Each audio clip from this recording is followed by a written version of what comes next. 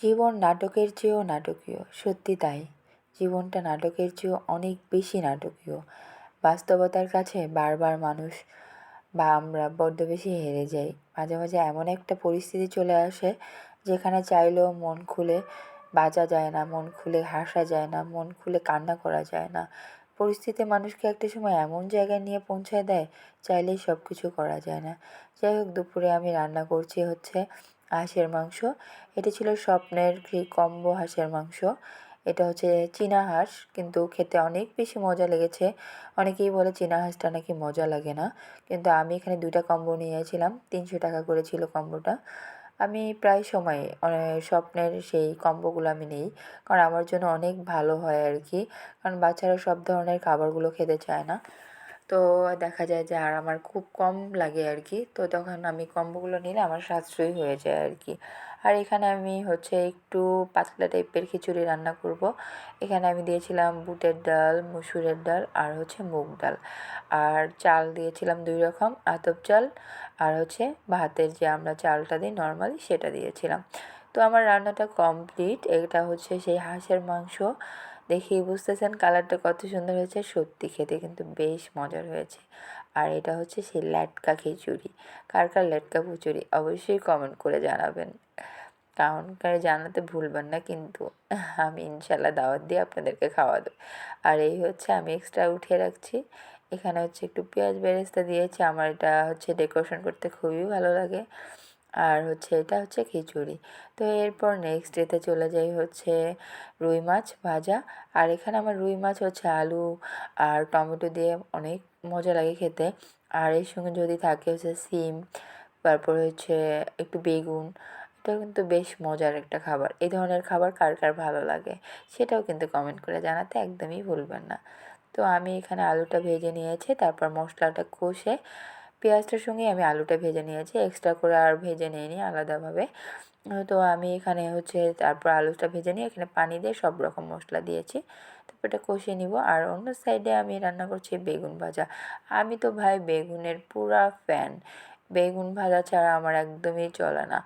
আমার শীতের দিন বলেন, গরমের দিন বলেন, বেগুন ভাজাটা এত বেশি পছন্দের যেটা বলার মতো না। আমাকে যদি কেউ দাওয়াত দেয় বা হচ্ছে কোনো খাবার না থাকে, আমার বেগুন ভাজা আর ইলিশ মাছ ভাজা থাকলেই এনাফ। আর এইটার সঙ্গে তেলটা, এটা হলেই গরম গরম ভাত, সেই সঙ্গে আর কিচ্ছু লাগে না আমার। এক একটা হচ্ছে ছোট্ট একটা ইলিশ মাছের পেটি আর 2টা বেগুন ভাজা হলে আমার পুরো 1 প্লেট ভাত খাবার অনায়াসে কমপ্লিট হয়ে যায়। তো এই ধরনের আমার বেগুন ভাজাটা অনেক ভিডিওতে আপনারা দেখেছেন, কারণ আমি আমার বাচ্চারা সবাই এই বেগুন ভাজাটার ফ্যান। আমি বেগুন ভাজাটা যখন করি তখন হচ্ছে একটু চিনি দিয়ে দেই। এটা কিন্তু খেতে বেশ মজা। এই তো আমার দুপুরের খাবার মানে কমপ্লিট। সে মানে আলু টমেটো দিয়ে হচ্ছে রুই মাছ, বেগুন ভাজা আর হচ্ছে আবার একটু রুই মাছ ভেজেও নিয়েছি। তো যাই হোক, আর কি যেটা বলার আর কি, তো জীবনটা আসলে অন্যরকম আর কি। তো রান্না বাড়া এইসব করে করেই দিন চলে যায় আর কি। কিন্তু দিন চলে যেতে যেতেই একটা যেটা হয়, এখানে আমি রান্না করেছি আরেকদিন হচ্ছে ডিম ভুনা বেগুন দিয়ে আর কি। এটা কে কে খেয়েছেন, এটার সঙ্গে কে কে পরিচিত? এটা আমার খুব পছন্দের একটা খাবার। আমি অনেকগুলো খাবারই আর কি আপনাদের সঙ্গে নিয়ে এসলাম, যেটা আমার হচ্ছে পছন্দের খাবারগুলোর মধ্যে আর কি। আর হচ্ছে গাজরের পায়েস, কে কে খেয়েছেন? আমার বেশ মজা লাগে খেতে আর কি। এটা আমি অনেক সময় শীতকালীন সময়টাই বেশি করি, কারণ এটা ঠান্ডা ঠান্ডা খেতে কিন্তু বেশ মজার। আর দেখেই বুঝতেছেন কালারটা কত সুন্দর, ইয়ামি ইয়ামি হয়েছে। আমি এখানে দিয়েছি আরও একটু পেস্তা বাদাম, একটু কাঠবাদাম আর হচ্ছে একটু কাজু বাদাম দিয়ে ডেকোরেশনটা করে নিয়েছি। গরম গরম, এটা কিন্তু গরম গরম খেতে মজা লাগে, আর ঠান্ডা ঠান্ডা খেতে বেশ মজা লাগে। নেক্সট টাইম ফ্রাইডেতে একটু ডিফারেন্ট কিছু না রান্না করলেই অসম্পূর্ণ থেকে যায়। তার মধ্যে মেয়ের বান্ধবী চলে আসছে, মানে ওরা আসবে আর কি। এ কারণেই আর কি আমি রোস্ট করতেছিলাম, যদিও ওই দিন আমার শরীরটা অনেক বেশি খারাপ ছিল। ওই যে বললাম, জীবন নাটকের চেয়েও নাটকীয়। যে কোনো কারণে একটু মনটাও খারাপ ছিল। আসলে বাস্তবতাটা না অনেক কঠিন, অনেক চাইলেও না সেটা মেনটেন করে চলা যায় না আর কি। নিজেকে যতটা স্ট্রং করা যায় স্ট্রং রাখার চেষ্টা করি, ততই মাঝে মাঝে না ভেঙে পড়ি। কী কারণে ভেঙে পড়ি, কীভাবে ভেঙে পড়ি আমি জানি না। তো তবে আমি কিন্তু অনেক শক্ত মনের একটা মানুষ। আপনারা সবসময় একটা কাজ করবেন, কখনো না নিরাশ হবেন না। জীবনে যত খারাপ পরিস্থিতি আসুক না, মনটাকে শক্ত করে রাখবেন, একদম শক্ত। তাহলে না দেখবেন আপনাকে কোনো কষ্টই ছুঁতে পারবে না। হ্যাঁ, কষ্ট তো স্বাভাবিক হবেই। এদিকে আমার গরুর মাংসটাও রান্না কমপ্লিট, দেখেই পাচ্ছেন কালারটা কত সুন্দর হয়েছে।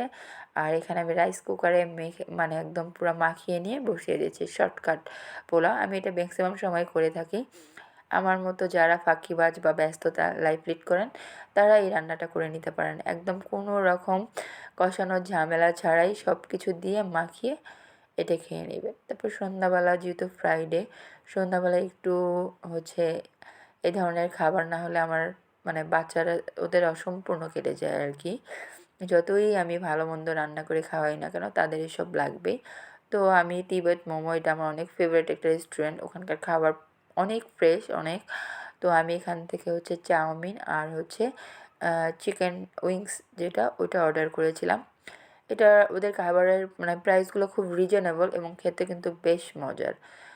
তো এই করে করে আসলে দিন চলে যায়। আর যেটা আসলে বেসিক্যালি বলার যে মাঝে মাঝে না এমন একটা সময় আসে যে মনটা অনেক বেশি খারাপ হয়ে যায়। তো মন খারাপ হলে ঘুরতে বেরিয়ে পড়বেন। তো এই হচ্ছে সন্ধ্যার খাওয়া দাওয়া প্রায় শেষ। এখন একটু চা খাবো, চা না খেলে তো আর হয় না বলেন, চাটা তো লাগবেই। তো এইটা হচ্ছে চিকেন পরোটা আর হচ্ছে চা।